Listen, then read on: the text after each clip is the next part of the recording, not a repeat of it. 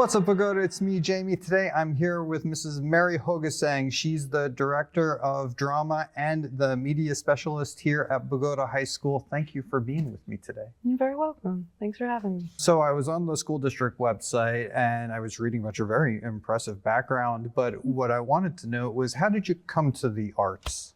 Oh, wow. Well, it starts with a 6-year-old girl with a huge dream and a big voice in West Virginia. And that just kind of led me to performance all the way through my elementary to high school days. My dad was a coach, so he was able to vouch for me for all the basketball, football games, and he'd say, "My daughter can sing. You want her to sing a national anthem?" So I said, yeah, of course. And they would say, "Oh man, she sounds great. I know she would be awesome." So they said, "All right, let's get this little 6-7-year-old girl up there and she'll sing for us." After that, they put me on the radio and I just kind of took off from there. My community was super supportive.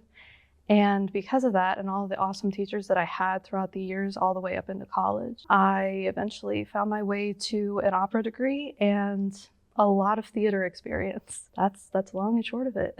When you first started performing as a small child, were you ever nervous, or did you just feel natural? Oh, definitely, yeah. Oh, especially being like in kindergarten at the time, my mom would always take me aside and be like, "Oh, it's okay. You just got to take a deep breath. They're going to love you. And just sing your heart out. They don't exist. It's just you and the music." And I said, "Okay, got it, Mom." And I did.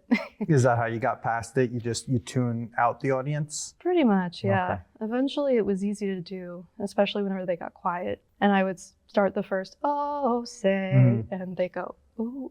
So. Yeah. So now you're here, you're directing the drama program, and about how many kids come through the drama program, and does it overflow beyond kids that you don't necessarily work with from other departments, whether it's, art or what have you? Oh, definitely. Yeah. I mean, from drama club to stage crew and glam squad, we have a lot of students that come through.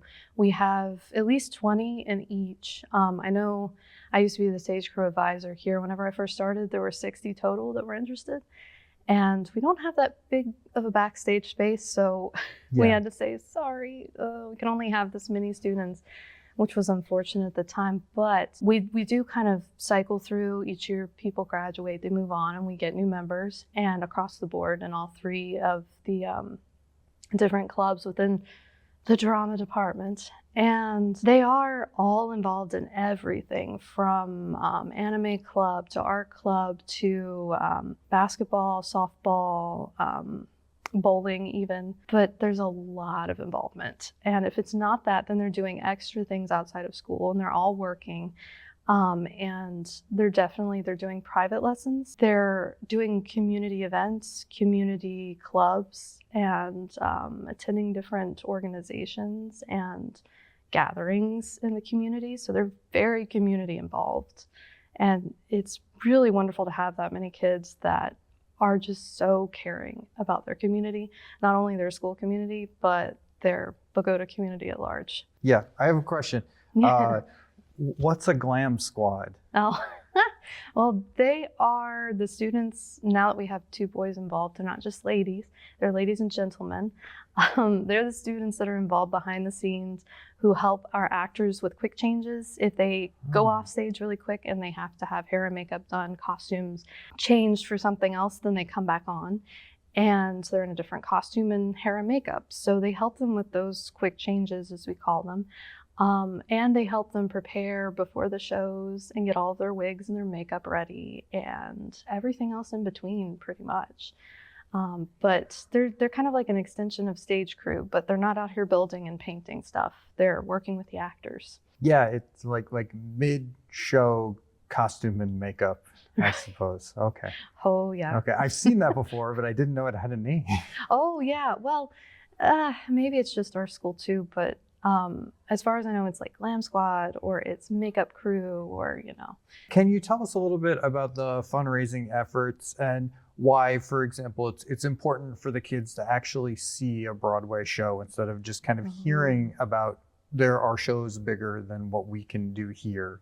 Well, Broadway is really, really amazing to work with if you're a school in the area. They do offer programs like Broadway Inbound, like we work with, and they allow for students that are interested in theater, maybe long term, maybe they want to go to college for it, or just students that really, really love it to work hands on with their actors. So they get to go to see the Broadway show later, but before that, they do a workshop with one of the actors, which is really amazing. And well, in between we have lunch, but whenever we go to see the show, the kids then are able to pick out their person and they're like, oh my gosh, there they are. And usually the people that they send to us to work with them in the workshops are so amazing with kids. And they're really, really skilled at what they do, from dance to music to everything. We actually had a lot of them in the past, whenever we've done these trips before, that have been in movie musicals. And they've met people like Zac Efron and Zendaya in person. And of course, our kids go wild for that. So, but it's just an amazing experience. It really broadens their horizons and it shows them how real it can get after high school and how big the world is for the arts. It's a whole day. It's not just like you go in, you get on the bus, you see a show, you come home. It's a whole, that's amazing. I didn't know that. Oh yeah, and they get to see Times Square too, which is always dazzling and eye-opening. So it's really cool, and it's always something they look forward to, especially after a big show like this. Okay, so speaking of fundraising, I just came across the Bogota Drama Spirit Wear store, which I didn't know existed. You can get a shirt that says Bogota Drama on it, which has so many applications. And I guess my question is, how can I not get a shirt that says Bogota Drama on it? Oh. Because it sounds, I mean, that's just fun. That's something we're trying to incorporate more this year, because I know it's been done in the past, mostly because both students and teachers in the school have asked me, are we going to have like a spirit wear option for drama club? Because we really love to just wear one of those shirts every Friday whenever we can and support you guys. And I said, absolutely, it's a good idea. We're kind of really starting it more with the fundraiser with SNAP. But we're hoping to maybe continue that onward, maybe looking at late March into June for the rest of the school year. So it's kind of an after show project, but we're starting it with the SNAP fundraiser. So, and it's just Bogota Drama, and that's it. Bogota colors. Like, that's just, I don't know, it just really appeals to me. I can see like a lot of applications for like my family that like went through school. I'm just going to get them like Bogota Drama shirts. It's just... fun. They're like, I know. And they're like, no, the drama department. They're like, what? Oh, like so many applications. So beyond being the director of drama, you're also the media specialist here. And I understand that they're working up there. And how's that going? And when will it be done, do you think? Well, we're being told as early as April. Okay. So we're hoping, our fingers are crossed. But we do want the space to be as sturdy and sound as possible and ready to accommodate most of the students in our school. I get asked about every day, how's it going? How's it doing? And only thing I can honestly do is peek in, but every time I peek down the library hallway, I see something new. So I know that they're moving a lot of new equipment in, and I've seen the final designs. I think it's going to be pretty magical, actually. One of the things I remember reading about on the school district website was like, oh, the media center is a 3D printer. And I was like, that makes sense. I know what that is. But one of the other things I think it said was that you had a vinyl machine. Oh, what's that? Well, it's really just a Cricut. We just got that in because we were trying to make stickers for like recycling bins around the school and to use it for things like that. And then it comes with other designs and other capabilities. So we thought, well, we could do monograms, or if a student would like to make like a little silhouetted image, then we can make a sticker and they could put it on their water bottles or their notebooks or whatever they'd like. We do have a couple of colors, but again, it's a very new machine to have, so we're still like working out the kinks. But we're hoping to bring it back with the new media center. So we'll have a sticker option. It is officially called a vinyl cutter, but really it's just a Cricut. Okay. No, there's lots of applications like that. Like if you have an instrument and you have a case and like you need like a sticker, you know, there's just like all this different amount of gear. I was just like having flashbacks, trudging my gear up the steps, just now, and you know that was just always a thing. It's like, oh, but we're going somewhere, so we have to label all of our stuff. And that's just neat that you have an option now, and you know if something's coming up, and I can see somebody coming to you in a panic and be like, I need you to label all the stuff. Right. But they can now. They can. Yes, I'm excited to provide it for them. So, as the director of drama, you're responsible for 2 shows a year. So you've already had the fall play, and you have another production upcoming. So I was wondering if you could tell us just a little bit about what happened this past fall and what we could look forward to this spring. We just did Peter Pan and Wendy, which is just Peter Pan. And it's based on J.M. Barrie's novel, and it went very, very well. We were told at first that we were supposed to perform it on the Steam stage because that was the only stage space open. They were still working on the auditorium. And so whenever we finally found that, oh my gosh, we're maybe a week in and they're telling us we can use the space, of course we're going to be on the stage. Actually, we were only in the space for 4 days before we did the performance.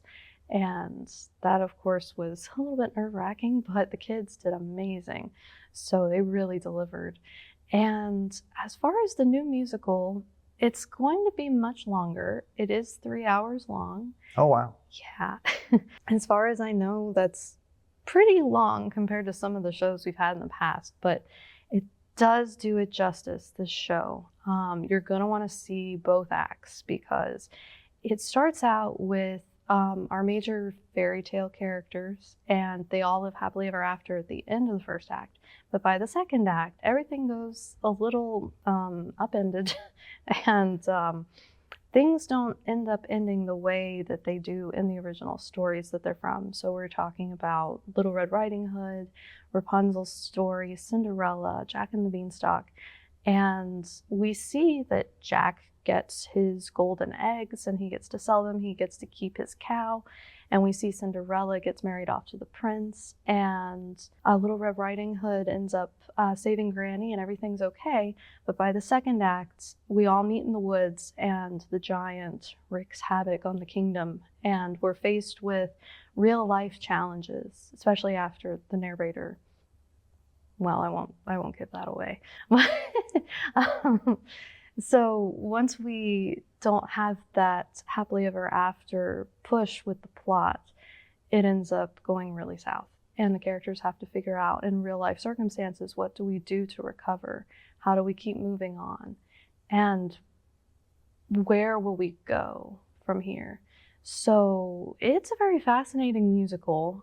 It can be a bit dark in Act 2, so I will say for small children it may not be one you want to stick around for, but Sure. At least for the first half, it's very, very nice.